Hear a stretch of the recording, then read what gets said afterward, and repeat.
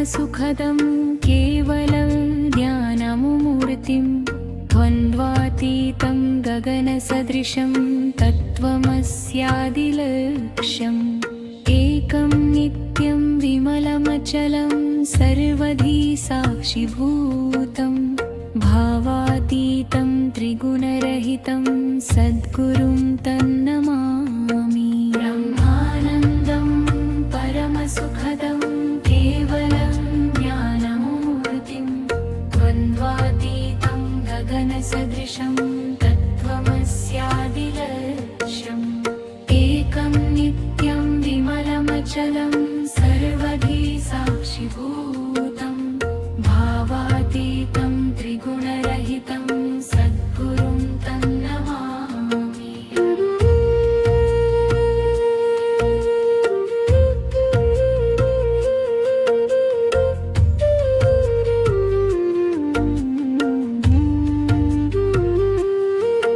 ब्रह्मानन्दं परमसुखदं केवलं ज्ञानमूर्तिं द्वन्द्वातीतं गगनसदृशं तत्त्वमस्यादिलक्ष्यम् एकं नित्यं विमलमचलं सर्वधी साक्षिभूतं भावातीतं त्रिगुणरहितं सद्गुरुं तन्नमामि। ब्रह्मानन्दं परमसुखदं केवलं ज्ञानमूर्तिं द्वन्द्वातीतं गगनसदृशं तत्त्वमस्यादिलक्ष्यम् एकं नित्यं विमलमचलं सर्वधी साक्षिभूतं भावातीतं त्रिगुणरहितं सद्गुरुं तन्नमामि।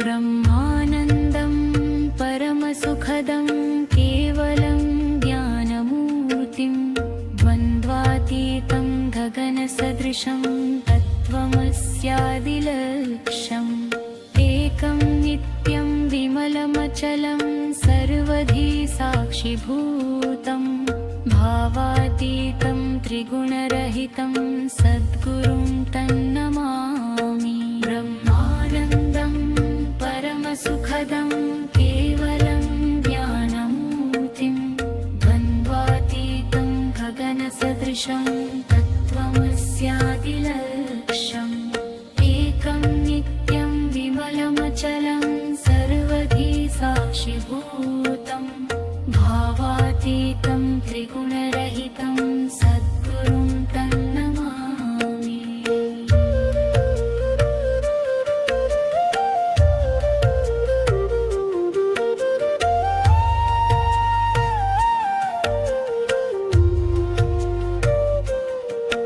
ब्रह्मानन्दं परमसुखदं केवलं ज्ञानमूर्तिं द्वन्द्वातीतं गगनसदृशं तत्त्वमस्यादिलक्ष्यम् एकं नित्यं विमलमचलं सर्वधी साक्षिभूतं भावातीतं त्रिगुणरहितं सद्गुरुं तन्नमामि। ब्रह्मानन्दं परमसुखदं केवलं ज्ञानमूर्तिं द्वन्द्वातीतं गगनसदृशं तत्त्वमस्यादिलक्ष्यम् एकं नित्यं विमलमचलं सर्वधी साक्षिभूतं भावातीतं त्रिगुणरहितं सद्गुरुं तन्नमामि।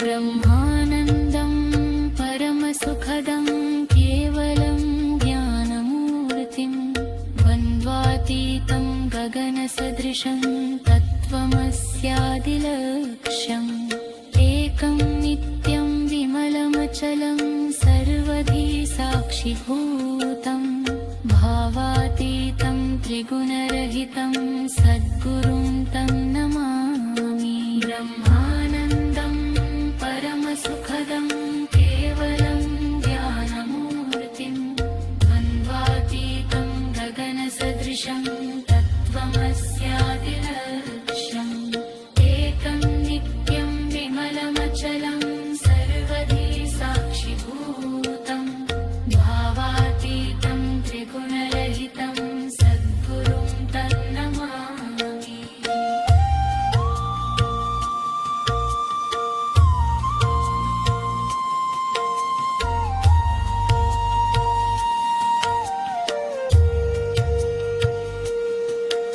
ब्रह्मानन्दं परमसुखदं केवलं ज्ञानमूर्तिं गन्ध्वातीतं गगनसदृशं तत्त्वमस्यादिलक्ष्यम् एकं नित्यं विमलमचलं सर्वधी साक्षिभूतं भावातीतं त्रिगुणरहितं सद्गुरुं तन्नमामि ब्रह्मानन्दं परमसुखदं केवलं ज्ञानमूर्तिं द्वन्द्वातीतं गगनसदृशं तत्त्वमस्यादिलक्ष्यम् एकं नित्यं विमलमचलं सर्वधी साक्षिभूतं भावातीतं त्रिगुणरहितं सद्गुरुं तन्नमामि